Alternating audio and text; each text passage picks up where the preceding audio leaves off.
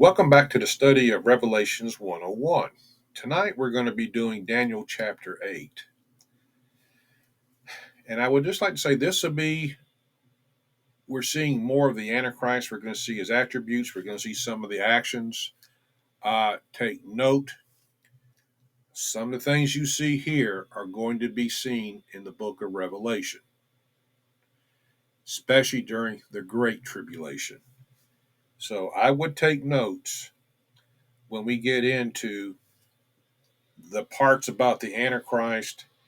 We're going to see some things about Medo Persian and Greece, some things that take place. And I'm going to read the entire chapter, which are 27 verses. So let's get started. Then we'll come back and do an outline on what we read. Okay. So, in the third year of the reign of the king Belshazzar, a vision appeared unto me, even unto me, Daniel, after that which appeared unto me at the first. And I saw in a vision, and it came to pass when I saw that I was at Shushan in the palace, which is in the province of Elam. And I saw in a vision, and I was by the river of Uliah.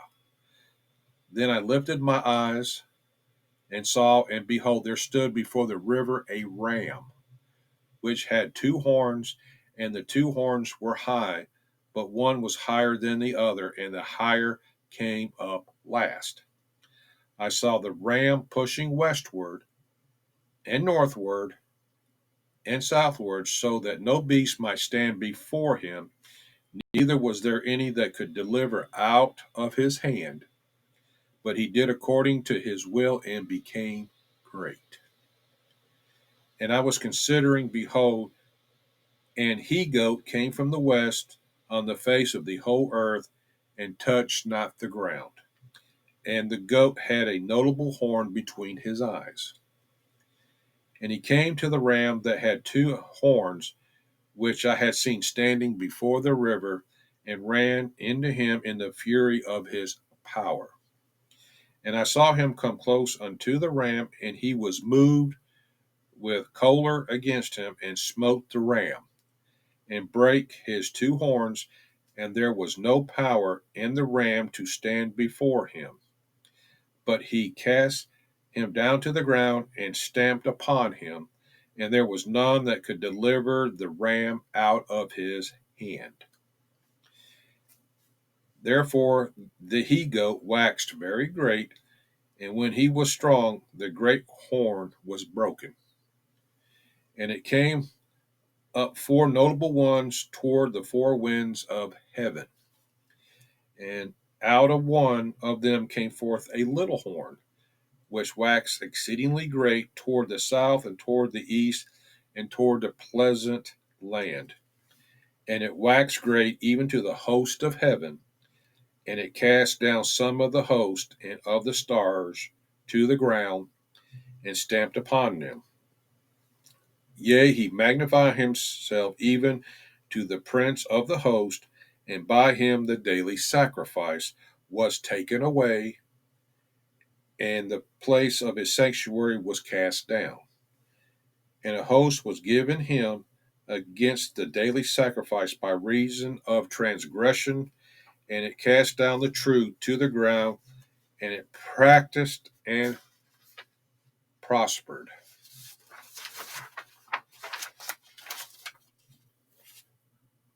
Then I heard one of the saints speaking, and another saint said unto that certain saint which spake, How long shall the vision concerning the daily sacrifice and the transgression of desolation to give both the sanctuary and the host be trodden under foot? And he said unto me, Unto 2,300 days, then shall the sanctuary be cleansed. And it came to pass, when even I, Daniel, had seen the vision and sought for the meaning, then behold, there stood before me as an appearance of a man. And I heard a man's voice between the bank of Uliah, which called and said, Gabriel, make this man to understand the vision.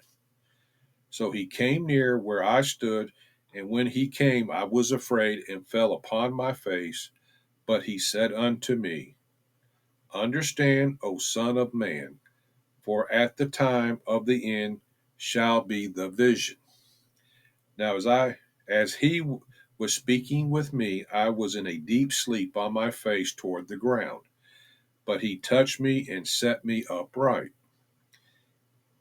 And he said, Behold, I will make thee known to what shall be in the last end of the indignation, for at the time appointed, and the end shall be. The ram which thou sawest having two horns are the king of Media and Persia, and the rough goat is the king of Grecia, and the great horn that is between his eyes is the first king. Now that being broken, whereas four stood up for it, the four kingdoms shall stand up out of the nation, but not in his power. In the latter time of their kingdom, when the transgressors are come to the full, a king of fierce countenance and understanding dark sentences shall stand up. And his power shall be mighty, but not by his own power. And he shall destroy wonderfully, and shall prosper and practice, and shall destroy the mighty and holy people.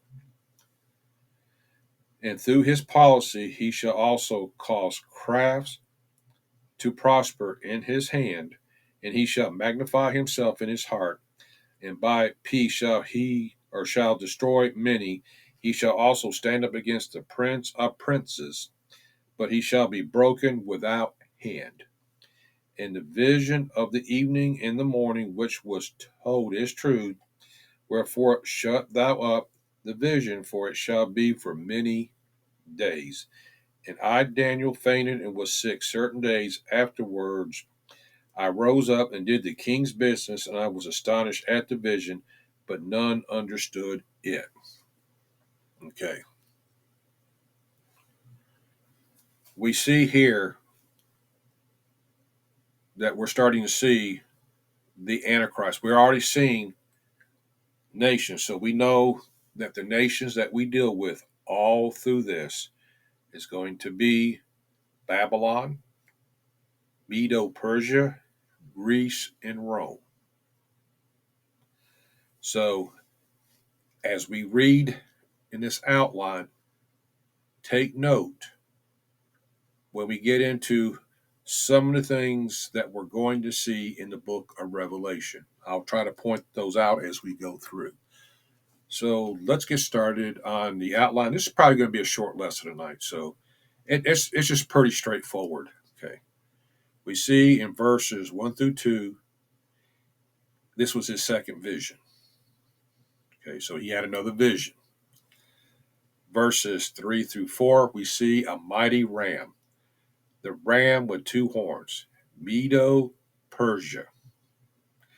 Now we know that Persia is the higher horn between the two.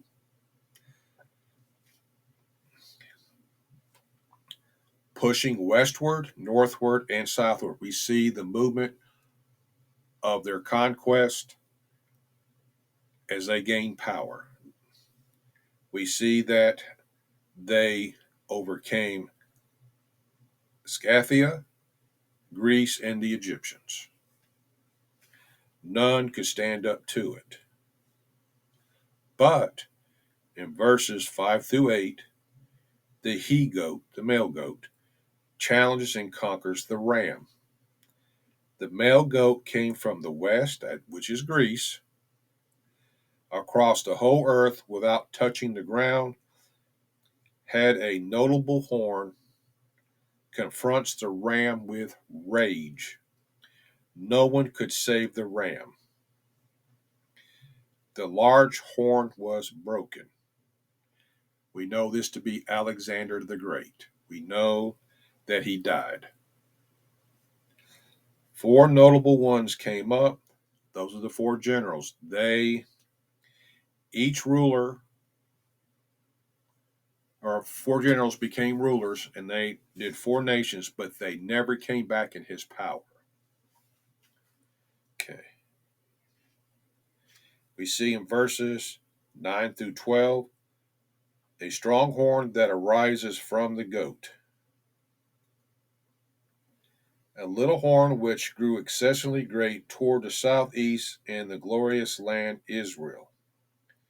Now we know the little horn came out of one of those four kingdoms.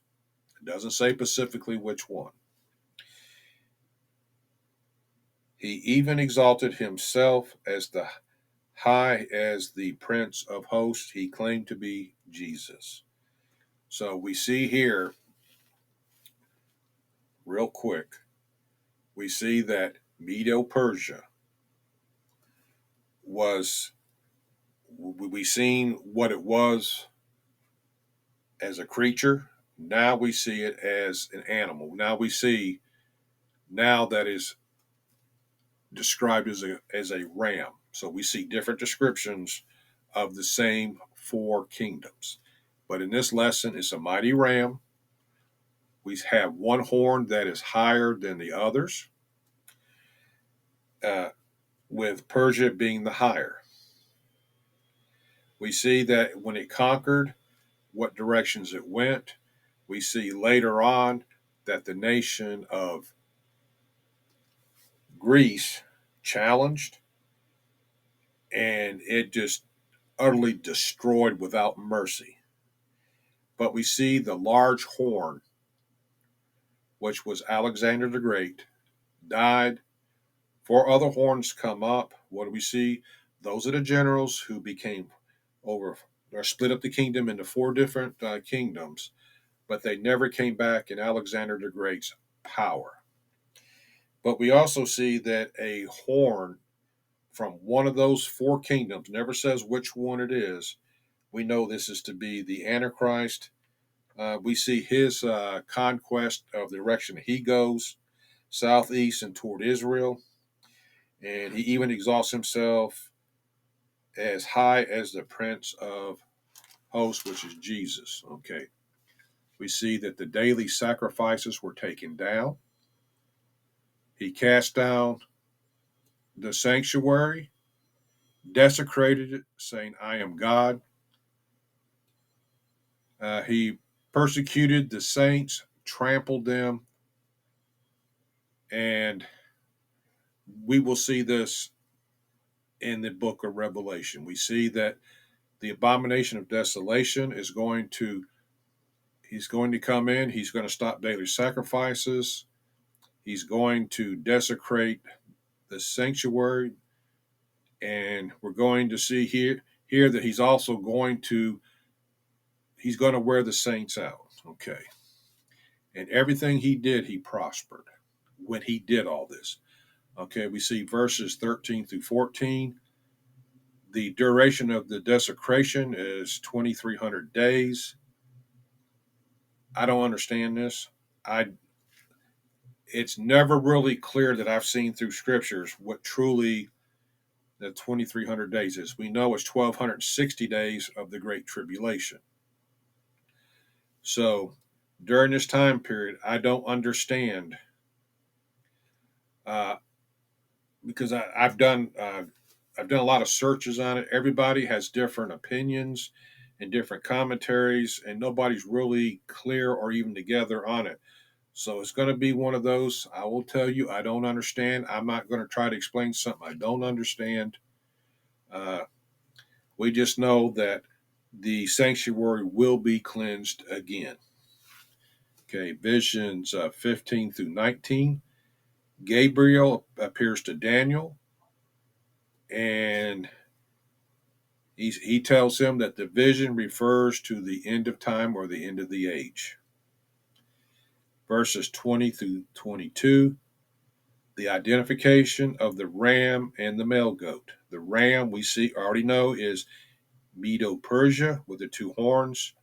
The he goat or the male goat is Greece. The broken horn is Alexander the Great. The four horns that took his place are the four kingdoms will arise, but not with his power. Okay. Verses 23 through 26. The rise and the fall of the strong little horn. We know this to be the Antichrist. In the latter times, of their kingdom, that's latter days, having fierce features, cruel in brutality. He understands sinister schemes through his cunning. You can say he's a silver tongued devil. Power will be great, but not by his own power. We know the power is through Satan. He shall prosper and strive. He will always come out on top. He will destroy the mighty and holy people. We know he will persecute the saints.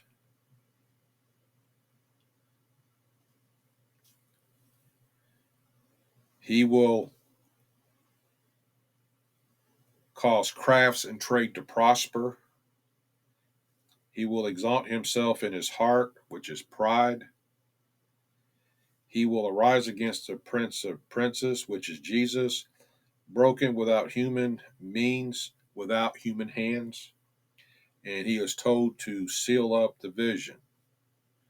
Now, we also know that one saint was talking to another, and this is where it comes down to uh, verses 13 through 14, where one saint is speaking to another saint and say, how long will the desecration take place? That's the 2,300 days.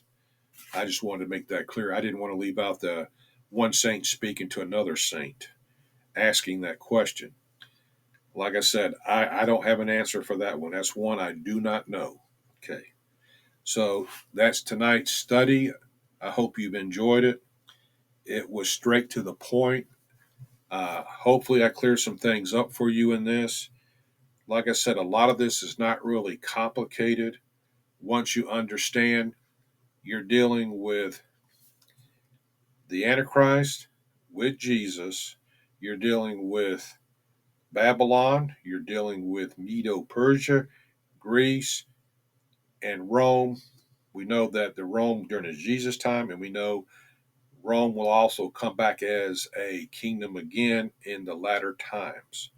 Those are the feet and 10 toes, made with iron and clay. So we know there'll be a lot of division there. They'll never truly be completely cohesion as an empire. Okay, so the next one we're going to go into chapter 9. A lot of good information. I would say take the time and to uh, make good notes. Here we just see some of the things that are already going to take place in the book of Revelation. Go ahead and just make good notes. And I would even tell you that you could probably go into Revelation and probably see some of these things we look for. But I would just advise against that just yet. We'll get to it not too far in the future. So I would wait and let it be a big surprise when we get there. So I'm going to say good night, and I love you, and I'll see you in the next episode.